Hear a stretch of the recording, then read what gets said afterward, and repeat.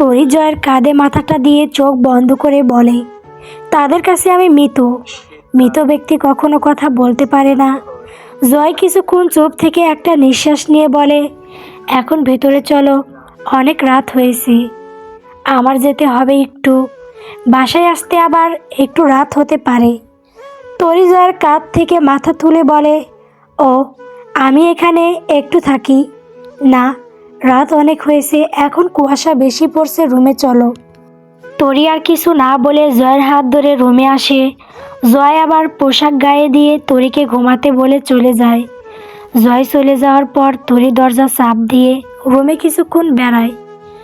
তার কিছু ভালো লাগছে না, দম বন্ধ হয়ে আসছে, অস্বস্তিকর অবস্থা।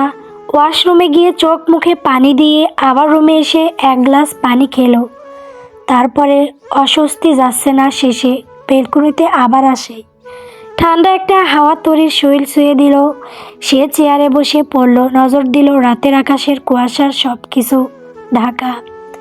কতক্ষণ বসে রইল, তারপর বিড়বিড় করে মুখ দিয়ে কিছু শব্দ বের হলো। আম্মু, তুমি আজকে বেঁচে থাকলে কি করতে? যে বাড়িতে তুমি বউ হয়ে এসেছিলে সেই বাড়ির আর অস্বস্তি থাকবে না? জানো আম্মু, ওই বাড়িতে হারাম টাকা ঢুকেছে মেয়েদের শরীর বিক্রি করে। আমার জন্মস্থানের চিহ্নটাও চলে গেল আম্মু। দেখো, যত শক্ত থাকার চেষ্টা করি না কেন, কোথায় থাকতে পারি সেই তো অস্বস্তি লাগছে। তোমাকে আজকে খুব মনে পড়ছে মাম্মু। তোমার কোনো চিহ্ন আমার কাছে নেই। তোমার মুখটা দেখতে খুব ইচ্ছে করছে। দাদির কাছে শুনেছিলাম তুমি অনেক সুন্দরী ছিলে। আমি নাকি তোমার মতো হয়েছি, তাই মাঝে মাঝে আয়নায় নিজের মুখের দিকে কিছুক্ষণ তাকিয়ে থাকি। জানো, তোমার মেয়ের অনেক বড় বউ হয়েছে, মা হতে চলছে। তুমি থাকলে ভীষণ খুশি হতে। আমার জীবনে তোমার খুব প্রয়োজন ছিল। ভাগ্যের পরিহাসে আমার থেকে তুমি অনেক দূরে। মাঝে মাঝে খুব ভয় হয় আম্মু, আমার যদি কিছু হয় তাহলে আমার বাচ্চার কি হবে? আমার মতো হবে না তো? তখন আবার জান্নাতের দিকে তাকাই, ওর মা নেই, কিন্তু সে মায়ের অভাব কখনো বোঝে নাই, কারণ সে চৌধুরী বাড়ির মেয়ে, তারা আগলে রাখতে জানে।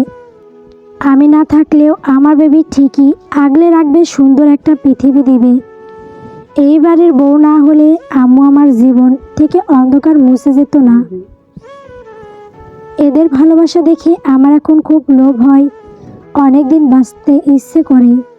জীবন মরণ তো আল্লাহর হাতে, কিন্তু লোভ হয় এদের সঙ্গে বহুদিন বেঁচে থাকি। দেখো আম্মু, তোমার সংসারটা ছারখার হয়ে গেল। না সংসারটা পেলে না, না বাড়িটা। থেমে আবার বলে, আম্মু, আমার শরীরের এই অবস্থা আব্বু জানে না। আমি না হয় তখন রাগের বশে অনেক কিছু বলছি। সে একবার মেয়ের মুখ দেখতে চাইলে না। এই পৃথিবীতে এর চেয়ে কষ্টদায়ক কী আছে আম্মু? আমি তাকে মনেও করতে চাই না, কিন্তু মেয়ে তো আমি, তাই মাঝে মাঝে মনে হয়। কিন্তু আর করব না। যে পুরুষ তার স্ত্রীকে সম্মান করতে পারে না, নিজের মেয়েকে সম্মান করতে পারে না, যে পুরুষ মেয়েদের নিয়ে ব্যবসা করায়, সেই পুরুষের পরিচয় আমার দরকার নাই। আমার বাচ্চা হওয়ার পর তোমার জামাইকে বলবো যেন তার নানার পরিচয় কখনো সে না পায়। ওরকম নিকৃষ্ট মানুষের পরিচয়ের দরকার নেই। তরির বাবার বাড়ি নিয়ে অনেক দিন থেকে কথাবার্তা চলছিল। জয় সরাসরি কোনো কথা বলে নাই, লোক দিয়ে কথা বলছে। জয় চায় না তার পরিচয় জানুক। যে বাড়িতে জয় কিনছে, জানলে তারা আধিক্ষেতা করবে। এ বাড়ি নিয়ে জয়ের পছন্দ না। টাকা আগে থেকে দেওয়া ছিল, শুধু কাগজ পাটিতে সাইন বাকি ছিল। আগে তরির বাবা সাইন করে দিয়েছেও, তারপর জয়কে দেওয়া হয়। জয় এ বাড়িতে আগে কখনো আসে নাই। এসেছিল বাড়ির সামনে বিয়ের আগে একবার, একটা কারণবশত। বাড়ি কেনার পর বাড়িতে ঢুকে চারপাশ দেখে বের হতে শব্দ করে রাফিদের উদ্দেশ্যে বলে, যে বাড়িতে আমার বউয়ের অসম্মান হয়েছিল সেই বাড়ির মালিক এখন আমার বউ। জয় চৌধুরীর বউ তরি চৌধুরী। বলেই জয় বাড়ি থেকে বেরিয়ে এসে দরজার দিকে তাকিয়ে বলে, এ রাফি, এই গেটের সামনে বড় করে নেম প্লেট লিখে নিয়ে আসবি। ঠিক আছে, তোর নামই না তাহলে জয় তরির সংসার। তারা কথা বলতে বলতে গাড়িতে এসে বসে। রাত অনেক প্রায় হয়েছে। গাড়ি চলতে শুরু করলো ধীরে ধীরে। নীরবতা ভেঙে রাফি বলে, ভাবিকে কবে জানাবি? এখন না, তবে দেরি আছে। লুকিয়ে রেখে লাভ আছে? লুকিয়ে লাভ নাই। আমি দেখতে চাই সে বাড়ির কথা শুনতে চাই কিনা। তারা আর কথা বলতে বলতে জয় বাড়িতে এসে পৌঁছায়। তারপর রাফিরা চলে যায়। জয় রুমে এসে ঢুকে দেখে তরি ঘুমিয়ে পড়েছে বিছানায়। জয় মোবাইল বের করে টাইম দেখে প্রায় 2টা বাজে।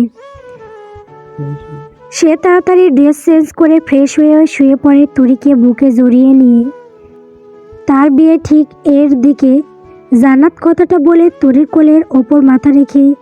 জান্নাতের আজকে 2-1 দিন থেকে মন খারাপ তেমন তরির কাছে যায় না। তরি এসে বসে আছে তার কাছে। কার কাছে থেকে শুনলি? রুহির কাছ থেকে। ও, তুই তার সাথে কথা বল। আমি এখন তোর মামাতো ভাইকে কি বলে ডাকি বলতো? ওকে গোলামের পুত করে ডাক, তাহলে তোর মামা গোলাম হলো। ঝামেলা। কান্নাকাটি করে মুখের অবস্থা কী করেছিস? আমি রোহান ভাইকে খুব ভালোবাসি। তার অন্যখানে বিয়ে ভাবতে আমার দম বন্ধ হয়ে আসে। কিভাবে আমি সব কিছু সহ্য করবো চোখের সামনে? তোর শাশুকে বলবো আমি? কিভাবে বলবি? আমাদের মধ্যে যদি রিলেশন থাকতো তাহলে না বলবি? আমি তাকে পছন্দ করি, সে আমাকে করে কি না তা তো জানি না। আমাকে পাগল পাগল লাগছে। রোহান ভাইকে ছাড়া আমি অসম্ভব। কিভাবে তাকে বোঝাবো যে তার রাগ ঘন্টায় 5টা কথা বলে মনে হয়। জান্নাত আসবো? নাজমা চৌধুরীর কণ্ঠস্বর পেয়ে জান্নাত উঠে বসে ধীরে তারপর ধীর কণ্ঠে বলে, হ্যাঁ দাদিমা, চলে আসো। নাজমা চৌধুরী ভেতরে এসে খাটে বসে। জান্নাত শোনা খাওয়া দাওয়া কি সব বাদ দেবে? দুপুরে খেলে না মাথা ব্যথার কারণে? তুমি যেটার জন্য কান্নাকাটি করছো সেটা আবেগ। বয়সের সাথে মানুষ সব ভুলে যায়। জান্নাত অশ্রু ভেজা কণ্ঠে বলে, তুমি সব শুনছো দাদিমা? জি শুনেছি। তোকে একটা গল্প শোনাই। তরি আর জান্নাত এক সাইডে, নাজমা চৌধুরীর সামনে। বল, শুনছি। আজ থেকে অনেক বছর আগে যখন তোমার দাদুর ব্যবসা ঢাকায় ছিল, আমি ঢাকায় থাকতাম। বাবার বাড়িতে পাশে একটা রুম নিয়ে ভাড়া ছিলাম।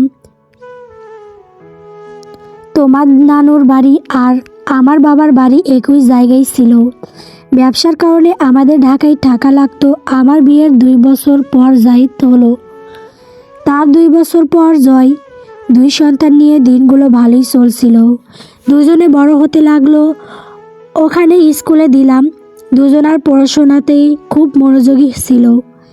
আমার বাবা খুব করে বলতে যাতে আমি তাদের বাড়িতে থাকি, কিন্তু তোমার দাদু সে থাকে না, বলে আমি ঘর জামাই থাকবো না। তারপর আমরা ভাড়া বাসায় অনেক দিন থাকলাম। তোমার আম্মু আর জাহিদ একই স্কুলে পড়তো। জয় সেই স্কুলে পড়তো, কিন্তু একই ক্লাসে না। তোমার আম্মুর নাম জোনাকি ক্লাস 5-এ ছিল আর জাহিদ 7-এ ছিল। 2 বছর পার্থক্য। জোনাকির নিচে ছিল জয়। জোনাকির আর জাহিদের বেশ ভালো একটা বন্ধুত্ব তৈরি হয়। আমাদের ওখানে মেয়ে ছোট্ট থাকতে বিয়ে দেয়। ধরো ক্লাস 9-এ 10-এ উঠলে। দেখতে দেখতে জাহিদ এসএসসি দিল, তখন জোনাকি ক্লাস 9-এ। তাকে বিয়ে দেবে। বাড়িতে বিভিন্ন বিয়ের কথা আসে। তোমার নানা একটু প্রভাবশালী ছিল। এরই মধ্যে এই কয়েক বছরে জাহিদের আর জোনাকির মধ্যে একটা সম্পর্ক গড়ে ওঠে। জোনাকির বিয়ের কথা শুনে জাহিদ অনেক পাগলামি করলো বাড়িতে। আমরা সহ্য করতে না পেয়ে তোমার দাদুর সম্বন্ধে নিয়ে গেল, কিন্তু তারা মুখের ওপর না করলো। তাই নিয়ে তোমার দাদু কত রাগারাগি করলো। জাহিদ ঘর থেকে বের হইতো না, খাওয়া দাওয়া বন্ধ করে দিল। জোনাকিকে তারা বের হতে দিত না। একদিন সন্ধ্যাবেলা জাহিদ বেরিয়ে গেল। আমি ভাবলাম হয়তো বাইরে গেল বন্ধুদের সঙ্গে আড্ডা দিতে। বাইরে গিয়েছিল ঠিকই, কিন্তু ফেরার সময় জোনাকিকে নিয়ে এসেছে। আমি তোমার দাদু পুরো পাথর হয়েছিলাম। তারা পালিয়ে বিয়ে করছে। জয় কিভাবে যেন তাদেরকে সাহায্য করেছে সে জানে। সেই গভীর রাতে তোমার নানু বাড়ি থেকে খবর আসে তারা এ বিয়ে মানবে না, এরকম ঘরের মেয়েকে রাখবে না যারা ভাড়া বাসায় থাকে। আমার শ্বশুর কিন্তু বেশ প্রভাবশালী ছিল চট্টগ্রামে। শুধু তোমার দাদুর বিজনেসের জন্য আমরা ঢাকায় থাকতাম ভাড়া বাসায়। সে রাতে আমার ভাই ফোন দিয়ে বলে তাড়াতাড়ি ছেলে আর মেয়েকে অন্য কোথাও পাঠাও। মেয়ের বাড়ি থেকে লোকজন আসতেছে মেয়েকে নিতে। মেয়েকে নিয়ে গেলে তারা পুলিশ কেস করবে, তখন তোমার ছেলেকে জেল খাটতে হবে।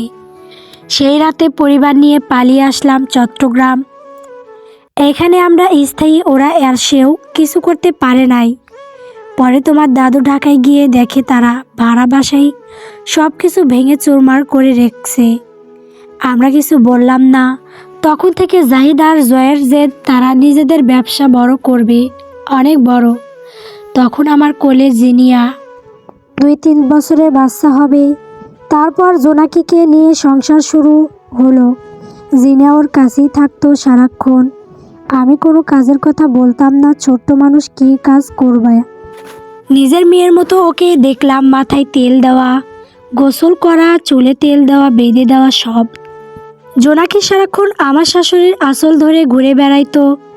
সব কিছু কত সুন্দর চললো। তারপরও একদিন অসুস্থ হলো। বিয়ের 1.5 মাস পর ডাক্তার দেখালাম, চেক আপ করলো, বলল প্রেগনেন্ট। দিন যেতে লাগলো, আরও যত্নশীল হয়ে উঠলাম ওর প্রতি। আমার গায়ে কতবার বমি করে দিছে খেতে ধরে, আমি কিছু বলতাম না। তুই যখন পেটে আসলি তখনও জোনাকি আমার শাশুড়ির আঁচল ধরে বেড়াইতো। তা নিয়ে আমার যা শাশুড়ি কত কথা বলছে মজা করে। জোনাকি অনেক ছোট ছিল, ওর বাড়িতে যাওয়ার ইচ্ছে হলো, কিন্তু মেয়েটা যেতে পারল না, কারণ ওকে তো মেনে নেয়নি তখন। রোহানের বাবা ছিল বনভক্ত, মাঝে মধ্যে বাজারে গিয়ে টেলিফোন চুরি করে ফোন দিত, তোর শাশুকে কেমন দেখিস, বউ পাগল।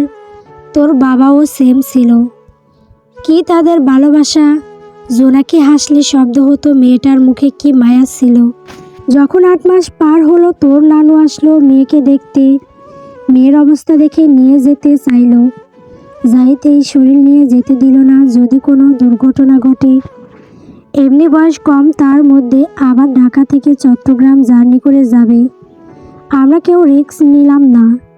তোমার নানু রাজি হলো, বলল না, রাতে আসলে তারপরে সে নিয়ে যাবে। তার কিছুদিন পর জোনাকির পেটে ব্যথা উঠলো, নিয়ে গেলাম হসপিটালের। জন্ম হলো মেয়ে সন্তানের। কিন্তু জোনাকি চলে গেল না ফেরার দেশে। আল্লাহ তাকে নিয়ে গেল। আমার কোল ফাঁকা করে আল্লাহ তার বান্দাকে নিল। নাজমা চৌধুরী চোখ মানি মুছে আবার বলে, আমার জাহিদের কান্না কে দেখে?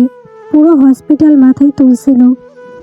যখন ডাক্তার বলল সে আর নেই, তখন জাহিদ ডাক্তারের পা ধরে হাউমাউ করে কেঁদে উঠল, যাতে তার বউকে ফেরত দেয় কোনো মূল্য। আমি মেয়ের মতো বৌমাকে ফেরত দিতে পারলাম না আমার ছেলের কাছে।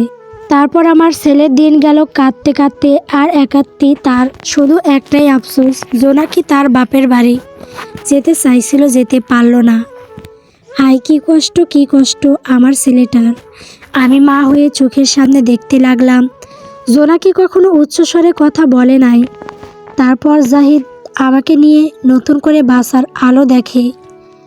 অনেক দিন তোমার নানুর সঙ্গে কথা বলে নেই, ওই বাড়িতে গেছে না, শুধু তোমার কথা চিন্তা করে ওই বাড়ির সাথে সম্পর্ক ঠিক করছে, যাতে তোমার না মনে হয় মা নেই।